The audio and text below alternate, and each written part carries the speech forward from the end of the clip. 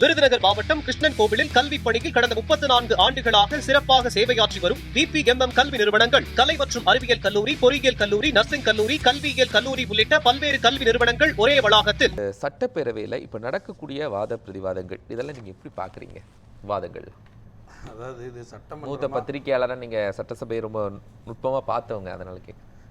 இது சட்டமன்றமா அரசியல் மன்றமான்ற சந்தேகமே எங்களுக்கு ஏற்படுது. கடந்த காலங்களில் சட்டமன்றத்திற்கும் இப்போது நடக்கிற சட்டமன்றத்திற்கும் நிறைய வேறுபாடுகளை பார்க்குறோம். சரி, அது அரசியல் மன்றமாக மாற்றுறது யார்? இரண்டு தரப்பு எல்லாருக்குமே அந்த அரசியல் மன்ற தேவைகள் இருக்குது. ஏன்னா திடீர் தோல்வியை சந்தித்த இரண்டு பெரிய கட்சிகளும் நாங்கள் மக்கள் பக்கம் நிற்கிறோன்றதை காட்டுறதுக்கு ஒரு அரசியல் செய்ய வேண்டியிருக்கு. புதுசாக வந்திருக்க கட்சி நாங்களும் இவங்க இரண்டு பேரை விட நாங்கள் மிகவும் வித்தியாசமானவர்கள், நாங்கள் நிறையா செய்கிறோன்றதை காட்டுறதுக்கு அரசியல் செய்ய வேண்டியது இருக்குது. அப்போ இன்றைக்கி இந்த அசம்பிளியில் எனக்கு ஒரு விஷயம், இப்போ அசம்பிளி நேரலையில் ஒளிபரப்பப்படுது. சில விஷயங்களை நிறைய தாவேகா உறுப்பினர்கள் பேசக்கூடிய நிறைய விஷயங்களை சபாநாயகர் அவை குறிப்பிலிருந்து நீக்கிறாரு. ஆனால் லைவில் நம்ம பார்த்துடுறோம், முடிஞ்சிருது. அப்போ அந்த அவை குறிப்பிலிருந்து நீக்கிறது கடந்த காலங்களில் ஏன் நீக்குவாங்கன்னா, பத்திரிகைகளில் அந்த செய்தி, அதாவது சட்டமன்றத்தினுடைய குறிப்பில் அது குறிப்பெடுக்கப்பட்டாலும் வெளியில் பத்திரிகைகள்லையும் அந்த செய்தியை நம்ம வெளியிட மாட்டோம். சபாநாயகர் பேசுகின்ற விஷயங்களையோ எதை நீக்கினாரோ அந்த சம்பந்தப்பட்ட பகுதியை செய்தியை வெளியிட மாட்டோம். ஆனால் இன்றைக்கி என்னென்னா, அது நேரடியாக லைவில் வந்துடுது. அதை மக்கள் அனைவருமே பார்த்து அதை சில இடங்களில் இந்த யூடியூப்பில் சோசியல் மீடியாக்களில் அது குறித்து எழுதுகிறாங்க, விவாதம் பண்ணுறாங்க. அப்போ சபாநாயகர் அவை குறிப்பிலிருந்து நீக்கினதற்கு என்ன மரியாதை இருக்குது? அப்போ சபையினுடைய முக்கியமான விதியே ஒரு இடத்துல மீறப்பட்டு வெளியில் ஒன்று நடக்குது. அப்போ அதிலிருந்தே தொடங்குது இந்த சபை எப்படி நடத்தப்படுது அப்படின்னு. அப்போ நேரலையில் நடத்தப்படுதுன்னா இதற்கு என்ன தீர்வுன்றதை இன்னும் சபை அது தொடர்பான விவாதங்களை பண்ணிச்சா என்ன ஏதுன்னு எதுவுமே தெரியலை. அப்போ அதிலிருந்தே எனக்கு இந்த சபையில் நிறைய மாற்றங்களை தெரியுது. அதுவும் இல்லாமல் இந்த புதுசாக வந்திருக்கிற நிறைய உறுப்பினர்கள் தாவேக்கால இருக்கக்கூடியவங்க, அவங்களுக்கு சட்டமன்றம் புதுசு. அதனால் அவங்க பேசுகின்ற முறை எல்லாமே ஒரு அவையில் எப்படி பேசணுன்றதை எதிரில் பல வருடமாக உறுப்பினர்களாக இருந்தவர்களை பார்த்து பேசுகிறாங்க, பார்த்து கற்றுக்குறாங்க. இது இப்படி பேசணும் அப்படி பேசணும்னு ஒன்றையாக சபாநாயகர் சொல்கிறாரு. இப்போ இந்த இடத்துல என்னென்னா, திமுகவிற்கும் அதிமுகவுக்கும் ஒரு சின்ன சர்க்கிள் ஏற்படுது. நம்ம என்னென்னா, இந்த புதிய ஜென்சி அதிகமாக அசம்பிளியை பார்க்க ஆரம்பிக்கிறாங்க. இவ்வளோ மக்கள் இது வரைக்கும் சட்டமன்றத்தை பார்த்ததில்லை. அப்போ அவங்களுக்கு புரிகிற மொழியில் நம்ம பேசணுமோ அப்படின்னு இவங்களுடைய பேச்சு முறையை எதிர்க்கட்சிகள் மாற்றி இவங்க லாங்குவேஜுக்கு இறங்கி பேசும்போது இவங்க கலோக்கியலாக பேசக்கூடிய வார்த்தைகளும், அதாவது ஜென்ரலாக எப்போதுமே சும்மா அந்த ஜென்சி சோசியல் மீடியாவில் பயன்படுத்தக்கூடிய வார்த்தைகளை பொதுமைப்படுத்தி அதை ரொம்ப சாதாரணமான வார்த்தைகள் ஆக்கிட்டாங்க. இன்றைக்கி அந்த வார்த்தைகளை கொண்டு மன்றத்தில் பேசும்போது இரண்டு தரப்புமே இந்த மன்றத்தினுடைய விஷயங்கள் மாறி போகுது. இது அரசியல் விஷயங்களாக மாறி தேவையில்லாத தனிப்பட்ட தாக்குதல்களை இரண்டு தரப்புமே திரும்ப. எதிர்கட்சி உறுப்பினர்கள்லாம் பேசும்போது நீங்கள் கவனிப்பீங்க இல்லையா, மாமா வந்திருக்காரு, மச்சான் அப்படின்னு சொல்லி அந்த மாண்புமிகு சட்டப்பேரவை உறுப்பினருடைய பேரை சொல்லாமலேயே மாமா அப்படின்லாம் குறிப்பிடுறாங்க. இன்னைக்கு கூட துணை சபாநாயகர் என்ன சொல்றாருன்னா, அதில் அப்படிலாம் சொல்லாதீங்க, பேரை குறிப்பிட்டு சொல்லுங்க அப்படி. ஸோ இதை யார் கற்றுக் கொடுக்கணும், யார் மரபை மீறுறாங்க? அதான் மரபா அப்படி சொல்றது இல்லை. அதான் என்னன்னா, இவங்களை தாவேக்காவே நம்ம குற்றம் சொல்ல முடியாது. ஏன்னா சட்டமன்றத்துக்கு புதுசு. அவங்க இந்த புதிய ரெண்டு பாரம்பரிய கட்சிகளுமே சபையை ஆல்ரெடி 2 முறை 30 வருடம் ஆளும் கட்சியாக இருந்து எதிர்கட்சியாக இருந்து சபையை நடத்தி பழகினவங்க. அப்போ இவங்க இவங்களுக்கு கற்றுக் கொடுக்க வேண்டிய சூழ்நிலை இருந்தாலும் இவர்களை இப்படி பேச விட்டு அவங்களும் ரசிக்கிறாங்க, அவங்க இப்படி பேசுகிறத இவங்களும் ரசிக்கிறாங்க. ரெண்டுமே அரசியல் ஆகிறதுனால என்னென்னா, கடைசி எது விவாதிக்கப்பட வேண்டுமோ, நீங்கள் இத்தனை நாள் அசம்பிளியில் நடந்திருக்க இதில் மெயினான விஷயங்கள் என்னன்னு பார்த்தீங்கன்னா, தனிநபர் தாக்குதல் மட்டும்தான் மக்கள்கிட்ட போய் சேர்ந்துருக்கு. எந்த பொது பிரச்சனைகளுக்கு, அதாவது ஒரு துறை சார்ந்த பிரச்சனைக்கு அந்த துறை சார்ந்த அமைச்சரே பதில் சொல்கிறதில்ல. எந்த பிரச்சனை முக்கியமான பிரச்சனையாக இருந்தாலும் எல்லா அமைச்சர்களும் எல்லா துறைக்கும் எதிர்த்து பதில் சொல்கிறாங்க. இதை மறக்கடிக்கிறதுக்கு என்ன நடக்குதுன்னா, நீங்கள் ஒரு தனிநபர் தாக்குதலாக அவங்கள நீயே இது பண்ண, நீ அது பண்ண, அப்பாவை காணும், அவரை காணும், இவரை காணும்னு இப்படி அசம்பிளியில் பேசி இந்த மக்கள் அரசியல் மன்ற மாதிரியே ஆக்கி இதை விரும்புகிற ஒரு ஸ்டேஜுக்கு கொண்டு போய் நிப்பாட்டிட்டாங்க. இப்போ ஆக்கப்பூர்வமான விவாதங்கள் நடந்தால் அது வெளியே வர்றதே இல்லை. அது இவ்வளோ பேர் அரசியலை உற்று நோக்கிக்கிட்டு இருக்கக்கூடிய ஒரு சட்டமன்றத்தை இவ்வளோ மாண்போடு நடத்தணுன்ற கண்ணியம் எல்லா தரப்புக்குமே இல்லை. யாராவது ஒருத்தராவது அதை வந்து அந்த கண்ணியத்தை கைப்பற்றி அது மூலியமாக நடத்துகிறாங்கன்னு பார்த்தா இவங்க பேசுனா பதிலுக்கு அவங்க பேசுனாங்க, அவங்க பேசுனதுக்காக நாங்கள் பேசுகிறோன்னு திரும்ப திரும்ப இப்படியே தான் போய்கிட்டே இருக்கே தவிர இது எந்த காலத்தில் மக்கள் பிரச்சனைகளை விவாதமாக பண்ண போகிறாங்கன்றத தெரியல. ஏன்னா ஒரு சபையில் பேசுகிறதுக்கு நாங்கள் கடந்த காலங்களில் பார்த்துருக்கேன், ஒரு உறுப்பினர் வந்து அவ்வளோ ப்ராக்டிஸ் பண்ணுவார். அந்த வார்த்தைகள் அதை எழுதி வச்சிருக்க ஒவ்வொன்றையும் வந்து இது சரியாக இருக்குமா அது சரியாக இருக்குமோன்ற சபையில் ஒரு பதட்டம் இருக்கும் அவங்களுக்கு. ஏன்னா அவ்வளோ சீனியர்ஸ் இருப்பாங்க, இவங்களுக்கு மத்தியில் நம்ம ஏதாவது ஒரு வார்த்தை பேசிடக்கூடாதுன்ற பதட்டம் இருக்கும். ஆனால் இன்றைக்கு புதியவர்கள் நிறையா இருக்கிறதுனால அவங்க கலோக்கியல் லாங்குவேஜுக்கு வந்துட்டாங்க.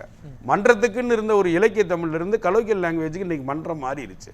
அப்போ அந்த வார்த்தைகளில் நிறைய பயன்படுத்தக்கூடாத சில வார்த்தைகளும் அவுட் ஆஃப் அசம்பிளின்னு சொல்லுவாங்க இல்லையா, அதையும் பேசுகிறாங்க. அதை சபாநாயகர் நீக்கிறாரு.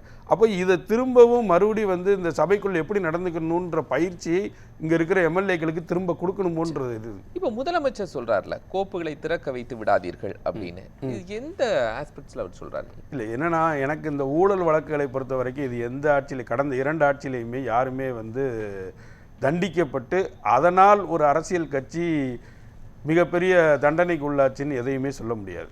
ஏன்னா முன்னாள் முதலமைச்சர் ஜெயலலிதாவும் ஜெயிலுக்கு போயிட்டு வந்து திரும்ப ஜெயிச்சிருக்காங்க. இதே திமுக 2G வழக்கில் மிகப்பெரிய ஊழலை சந்தித்து திரும்ப வந்து ஜெயிச்சிருக்கு. அப்போ ஊழல்ன்ற ஒரு விஷயத்தை மக்கள் தேர்தலில் ஒரு பெரிய பிரச்சனையாக எடுத்துக்கிறது இல்லையோன்ற எண்ணம் நமக்கு கடந்த காலங்களில் ஏற்படுது. அப்புறம் ஏன் ஊழல் பிரச்சனையை திரும்ப திரும்ப அரசியல் கட்சிகள் எழுப்புதுன்னா அது ஒரு அரசியல் பிம்பத்துக்காக மட்டுமே தான் எழுப்புறாங்க. தேர்தல் காலங்களில் அது நினச்சிங்கன்னா இருதுருவ அரசியல் இருந்த நேரம் ஒரு 3வது அரசியல் இயக்கம் உருவாகிற போது அது எடுபடுமா? இல்லை, அதை தான் நான் இன்னைக்கும் நினைக்கிறேன். நீங்கள் 3 மாதம் ஆச்சு, இன்னும் ஊழல் வழக்கில் ஒரு அமைச்சர் கூட கைதாகலை கடந்த ஆட்சியில் இருந்தவங்கள. நீங்கள் வந்து வெள்ளை அறிக்கை வெளியிட்டீங்க, இந்த வந்து தனியாக அந்த பட்ஜெட் அப்போ 5ஆம் தேதி நான் இதுக்குன்னே தனியாக ஒரு ஃபைல் வந்து நான் வெளியிட போகிறேன்னு மரிய வில்சன் வந்து முன்னாடியே சொன்னார். அதுவும் வெளியிடலை. இன்னும் ஏவாவேலு அரெஸ்ட் பண்ணீங்க, அவர் சிங்கப்பூர் போயிட்டு ஜாலியாக வந்து இறங்கிட்டார். அப்போ 3 மாதமாக எந்த நடவடிக்கையும் எடுக்க முடியலன்னா இது கடந்த ஆட்சி மாதிரியே திரும்பவும் தொடர்றோன்ற சந்தேகம் வருது எங்களுக்கு. நீங்கள் இவ்வளோ பேர் மேலேயும், அதாவது திமுகவில் இருக்கக்கூடிய எல்லார் மேலேயுமே வழக்கு இருக்குது. கடந்த முறை இந்த நாடாளுமன்ற தேர்தலுக்கு முன்னாடி பாஜக அவ்வளவு பெரிய அழுத்தத்தை கொடுத்தது, அதனுடைய பலனைத்தான் தாவேக அந்த தேர்தலில் அனுபவிச்சது. அப்போ நீங்கள் சொல்லும்போது இந்த ஊழல்ன்ற ஒரு விஷயத்துக்கு கொள்கைக்கு மாற்ற தாவேக இந்த தடவை மக்கள் தேர்ந்தெடுக்கலை. அந்த ஊழலுக்கு மாற்றுனா தான் இந்த அரசியலுக்கு, அதாவது இந்த அரசுக்கு மாற்று தான் தாவேகாவை தேர்ந்தெடுத்தாங்க. அப்போ நீங்கள் இதில் கான்சன்ட்ரேஷன் பண்ண வேண்டிய இடங்கள் நிறைய இருக்குது. அதை மீறி நீங்களும் திரும்ப திரும்ப என்னென்னா இந்த ஊழலை வைத்து அரசியல் செய்கிற வேலைகளை மட்டுமே பண்ணுறீங்களோன்ற சந்தேகம் எங்களுக்கு ஏற்படுது. மீண்டும் இதை இந்த 3 மாதத்தில் யாராவது ஒருத்தர் அரெஸ்ட் பண்ணியிருக்கலாம், இது வரைக்கும் இல்லை. இதுக்கு மேலே தொடருமான்னா இப்போ இதை இன்னைக்கு நடவடிக்கைகள் நடந்துட்டு தானே இருக்கு. அரெஸ்ட் அப்படிங்கிறது அது உடனே அரசு மேலே தவறான பார்வை வந்துரும்ல. இல்லை, நடவடிக்கைனா ஊழலுக்கு தானே நடவடிக்கை. டிவிஎஸ்சி போக தானே செய்கிறாங்க. இல்லை, இப்போ எல்லாமே பட்டவர்த்தனமாக இருக்குது. இப்போ செந்தில் பாலாஜின்ற ஒருத்தர் மேலே எவ்வளோ வழக்கல் இருக்குன்றது நமக்கு தெரியும்.